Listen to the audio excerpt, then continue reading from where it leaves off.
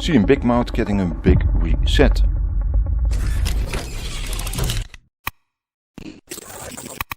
I have no news source for this one, but you can see this guy over here, visible, agitated and exchanging words with someone who works at the store, who is off camera. Then on the left you see some movement, and this is where another clerk gets involved, stepping out to confront the aggressive dude. They face each other for a moment, some chest puffing and dominance dance, and then suddenly the aggressive dude pushes him, and then like, okay, let's pull up my pants and let's fight. The clerk does not waste any time and connects powerfully, resulting in a big KO. This ended the initial conflict.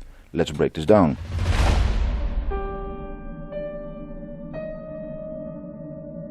Okay, let's learn some lessons, starting with the first strategy, self-defense actions without fighting. If you see someone this agitated, prefer prevention, evading de-escalation or escaping. Avoid letting ego or emotions drive your decisions. In this case it looks like the aggressor was leaving and the store employees were behind a barrier. It's best to let them go and avoid confrontation. You can always call the police. Instead the clerk goes confrontationally, moving into the aggressor's space.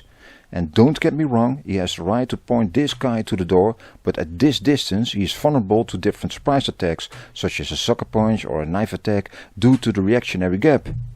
So remember the 4 pillars of the first strategy: prevent, evade, de-escalate, escape. Okay, let's move to the second lesson. A quick comment on the motivational factors behind the use of violence. Is it ego-related, substance abuse, a pathological reason or a combination? Is it instrumental or frustration aggression? This knowledge is considered an important tool for a defender approach in dealing with an aggressive person.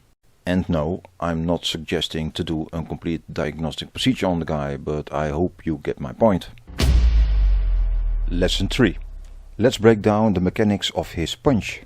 First, regarding timing. The aggressor adopts this typical pull up my pants before I'm going to beat you posture, and the clerk used this face to strike him on the jaw. Great timing. Then let's take a look at the power development. The punch involved a big swing to develop velocity, with increased momentum by falling into the punch and going through the target. This falling method, and more technical, is also often seen in, for instance, MMA for more punching power. Look at Fedor Emelianenko against Brett Rogers or Dan Henderson against Michael Bisping. Then the last point regarding the mechanics of a punch, the targeting, which was right on the button. The punch on the jaw caused the head to swing and rotate back, rattling the brain inside the skull, potentially leading to a KO. Last but not least, some additional points to consider. So the aftermath. After legally justified the self-defense with a KO, there was no aggressive follow-up, no kicks, no additional punches. He simply called the police and ended the situation, which is great.